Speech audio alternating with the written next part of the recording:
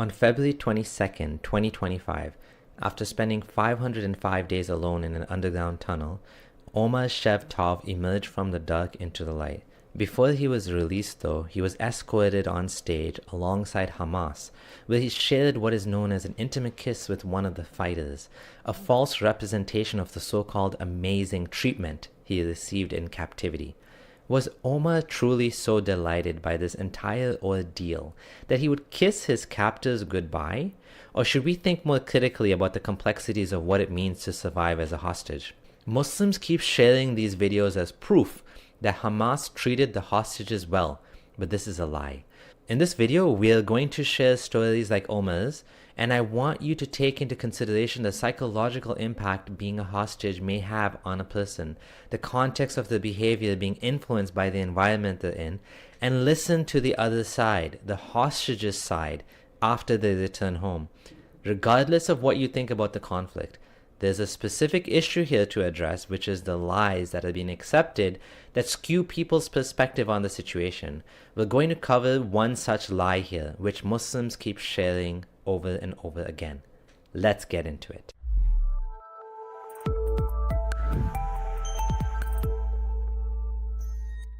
Ever since the first hostages were released, waving to Hamas as they boarded a bus to be taken home, Muslims flocked to social media to spread this propaganda as a sign of what it means to be held by Hamas.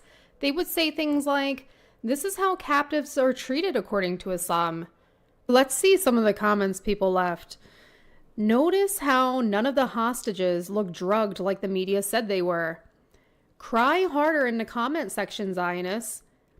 And the Zionists still called Hamas a terrorist while they treated the hostages with care. And just look at the hostages. They seem fine and they've been taken care of. Looks like a vacation to me. Maybe a night or two with Hamas could fix my life. They look happy though. They even got water bottles. And those Zionists still calling Hamas terrorists, and the way they're defending Israel is really hilarious. I wonder if the Muslims are referring to the execution of the Banu Qurayza. During this historical event in Muhammad's time, 400 to 900 Jews were viciously murdered.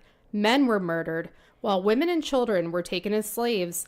Muhammad's definition of a man, by the way, was anyone who had pubic hair. So yes, young boys were murdered as well. Muhammad did not like Jews, so much that he even cursed them on his deathbed. Imagine being in a state of imminent death, and all you can think about is how much you hate the Jews. He said things like, "May Allah curse the Jews and Christians, for they have built places of worship at the graves of their prophets." Even before his death, Muhammad made it clear how he felt about the Jews.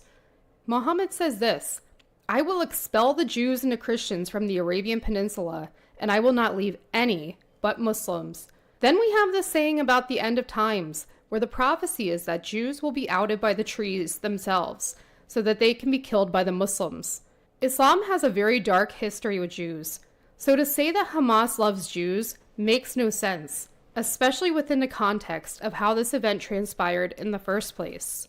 Every time Hamas performed a North Korean-style propaganda ceremony, Muslims unquestionably praised Hamas. When I watch these hostage release videos, along with everything else I have seen, I see endless red flags here. First of all, look at the scenes of the Supernova Music Festival. After seeing women like Noah being kidnapped on the back of a motorcycle, is this what it means to be loving and kind? Look at this photo of Noah. Tell me, in what reality does it make sense to carry out mass murder, kidnap somebody like her, and then tell me that she enjoyed her time being with Hamas? We all remember Shani Look, the beautiful young soul that was laying face down on the back of a pickup truck, surrounded by Hamas fighters. Her body was contorted in an unnatural way. Later on, the forensic DNA evidence was recovered that tested positive as a piece of her skull. This is one of the most famous photographs taken the day October 7th happened. Her body is completely still, lifeless. She was taken back to Gaza, then dumped as if she were trash. That brings us to the next part of her story. Another part of Shani's heartbreaking ending was being dumped inside of a deep tunnel located under a child's bedroom. When her body was recovered, her parents said that the tunnel was so cold that it preserved her body perfectly, and she looked as though she were still alive. Her skin and tattoos were still visible.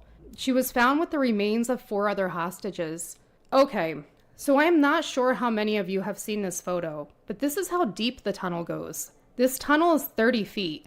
Imagine when you go swimming, jumping into the deepest part of the pool, which may be about 12 feet total.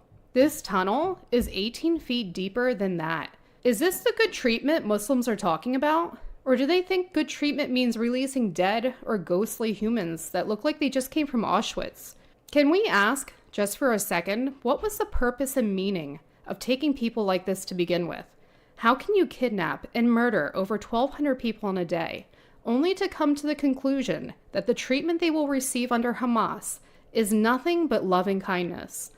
Was the way that October 7th unraveled an act of loving kindness? Or is the blood spatter found at the various crime scenes a sign of mass murder, an act committed by people who can only be described as evil? When we look at Eden Yerushalmi, her body weighed a mere 79 pounds upon her return to Israel. This was 22 pounds less than what she was before her abduction. Some of her last moments were spent being hungry, scared, and forced to film propaganda videos cursing Israel. Now, when I saw this photo of Eden, I immediately could tell by the gaunt look on her face that she had been starved. I mean, look how obvious that is compared to the healthy version of her before she was abducted. Also, you know what another sign of starvation is? Her clothes look massive on her. Hamas never puts the hostages in form-fitting clothes. If they did, we would be able to tell just how thin all of the hostages became during their time in captivity. Is forcing a starving, skeletonized version of Eden to perform on camera something a person in her state would request to do before she was murdered? Or do you think the more simple answer is that she was forced, and she would have rather been at home with her loved ones? Whatever side of these events you may find yourself on, I call you to question the legitimacy of these claims from Muslims that the hostages' time spent with Hamas was like winning a trip to a beautiful all-inclusive resort. If you like this video, there's more coming. We're not holding back the gloves. Subscribe now to keep up to date on our latest content. Remember Omar Shemtov that we mentioned earlier, the hostage that is infamously known for kissing a Hamas fighter? Before his abduction, he was released from the IDF 10 months prior. He had dreams of being a restaurant critic, which was put on hold after his abduction. When Omar was released, of course I started seeing Muslims across social media spin this event into yet another propaganda piece. One account, Zainab Fit for Allah, shocked me. When I was still a Muslim, I came across her account multiple times. She focused on fitness. She seemed like a kind, middle-aged Muslim convert. Pretty harmless. I noticed for the last 2 years she hasn't produced content, but she has shared things like this. When I saw her share this obvious propaganda on her page, I honestly felt sick to my stomach. The hostages have spoken out about their times in captivity. So why are people like this blinded to the lived experiences of former hostages like Omar?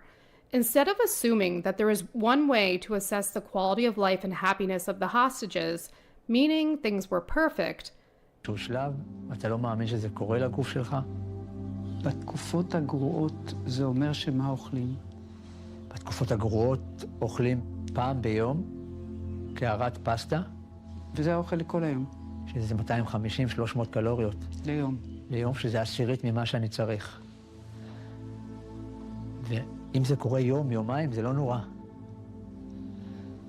במשך חצי שנה אנחנו אוכלים את הכמויות האלה. חצי שנה, יום-יום. Perhaps we should reconsider another point of view, that the conditions were not fit for life. Since his release, Omar has stated that he suffered from depression and anxiety while in captivity for 505 days. For 450 of those days, Omar spent his time isolated and alone. Initially, he had his best friend, Itay Regev, to keep him company until he was released. From that point on, Omar was alone. The conditions that Omar was held in were inhumane, but people like Zainab Fit for Allah won't tell you that part of the story. Omar said that he was moved around multiple times. He said he was kept in a dark tunnel in the harshest conditions where it was so small he could not spread his arms.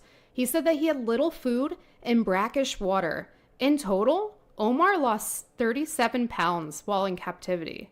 If the captives are being treated so well, why are they coming back as malnourished skeletons? Eventually, Omar was moved to a more spacious tunnel, and he said even in hell, there's bad and worse. When Omar's best friend was released, he thought his time would come soon after. When it didn't, he said he began to lose hope. Omar said that one of the ways he survived was to build trust and a relationship with his captors. When Omar was released to the Red Cross and taken back to Israel, the first face he saw was a psychologist who introduced herself, and the first thing he requested was her permission to hug her because he was desperate for human contact, warmth, and love. Besides shedding a tear with great pain, we hugged our Omar tightly and promised him that we would never stop hugging and loving him. I find this interesting. Wasn't his kiss with the Hamas fighters supposed to be some sort of symbol of love and affection? That's because despite how badly Hamas sympathizers want to believe it, it wasn't real. It was propaganda. If you waited 505 days in the dark, with no one to talk to except Hamas fighters, and the only love and affection you get is the kind you dream about, I think I would want to be embraced by the first safe person I encountered as well. When we compare the coercion of Omar kissing Hamas fighters to the unfiltered, raw stories of the survivors when they come home, does everything add up here? I mean, the evidence of October 7th, the execution of hostages, returning a mother and her 2 babies in caskets, and the skeletonized videos and photos of the hostages. Do the horrific fates of the hostages align with a compassionate Hamas? When I see people defend Hamas and claim that the hostages were treated in the best way possible, I see them the same way I see Holocaust deniers.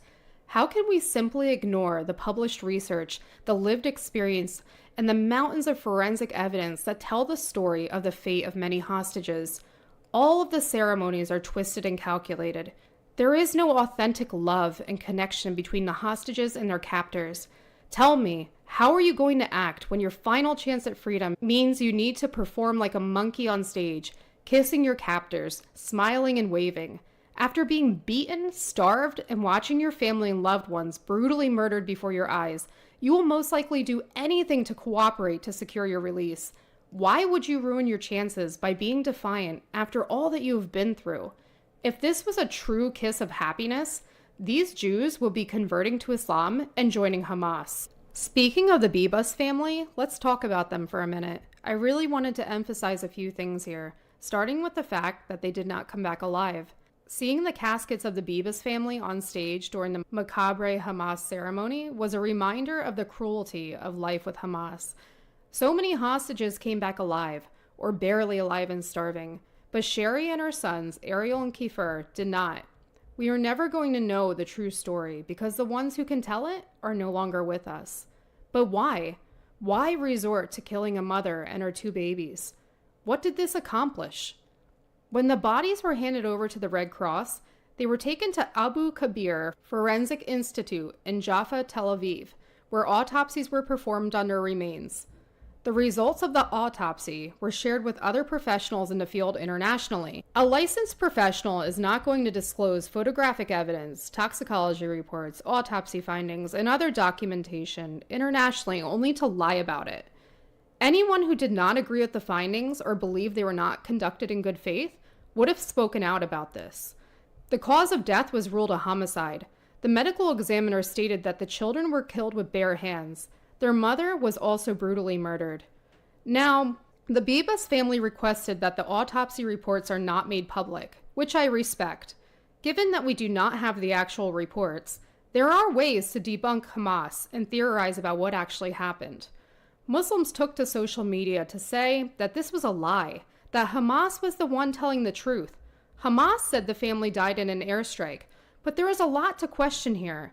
The only reason I believe Hamas lied about how they died is because they know how bad this makes them look.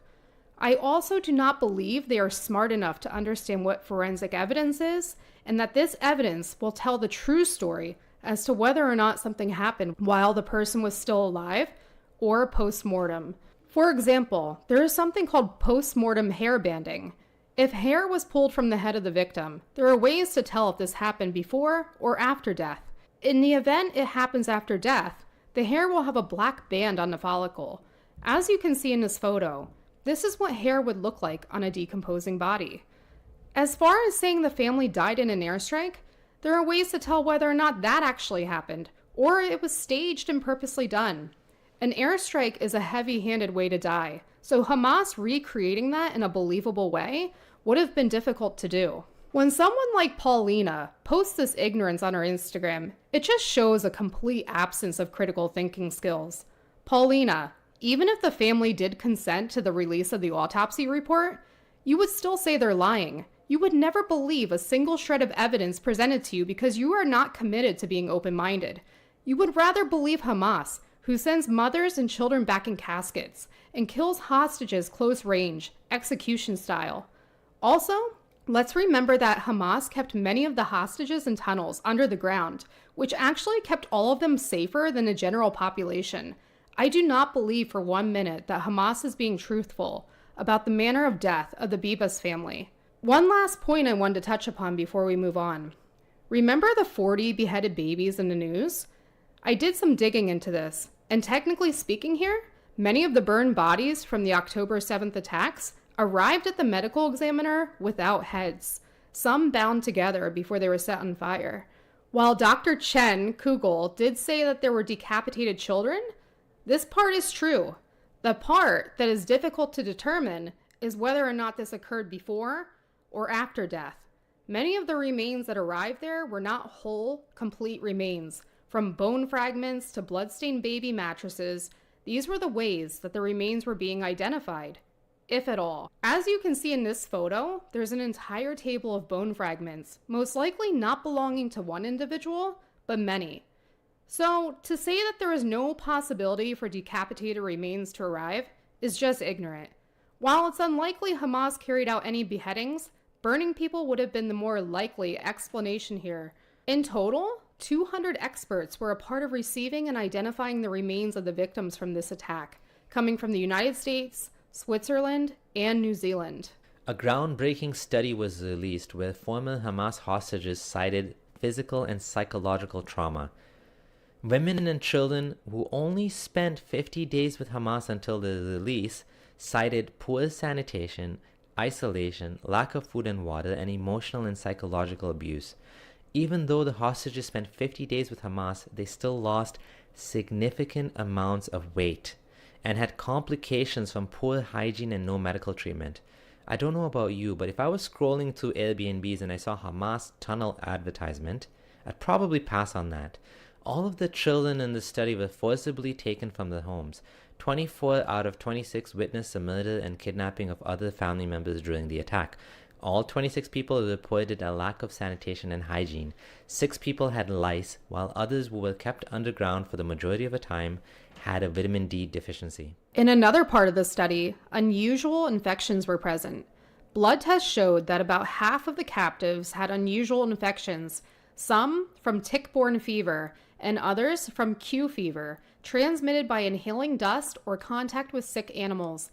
Some suffered from multiple insect bites and intense skin irritation. After reading all of this, I am still not convinced that the hostages were treated well at all. Lab tests also showed high levels of the CPK enzyme, which is related to muscle damage from remaining in one position for long periods of time. All of the released hostages complained of muscle aches. Their diet consisted of rice and white bread. No protein or fruits and vegetables were reported as part of their diet. 11 people reported having diarrhea, one woman saying that she was experiencing diarrhea for 3 weeks. Infectious pathogens were found in her stool. For the children, they were withdrawn. All of the children under 7 suffered from repeated nightmares. One toddler that was separated from her family for 10 days suffered from unprovoked crying. In this small cohort, the children were the ones that lost little to no weight at all because the adults were going without food so the children could eat. One toddler displayed behavior associated with trichotillomania, which means that they will pull their hair out due to stress. These are the hostages that only spent 50 days with Hamas. Imagine spending 505 days in a state of constant depression, anxiety, thirst, hunger, and in constant pain or dealing with infections that you receive no medical treatment for. Now tell me, do you think Hamas are as loving and cuddly as they are portrayed to be? Or do you think Muslims need to be more critical and not just blindly accepting propaganda? Obviously the latter. Some do acknowledge that Hamas is bad, but unfortunately, Hamas is now seen as the good guys to many Muslims, and they willingly eat up this misinformation without a single ounce of thinking. The deep anti-Semitism that runs in the Muslim community shows up as brain rot when it comes to supporting Hamas. Thanks for watching. Please consider joining our community on Patreon to support the work. You can also like the video, subscribe, and leave a comment, as that all helps. This is Mrs. Friendly Ex-Muslim signing out.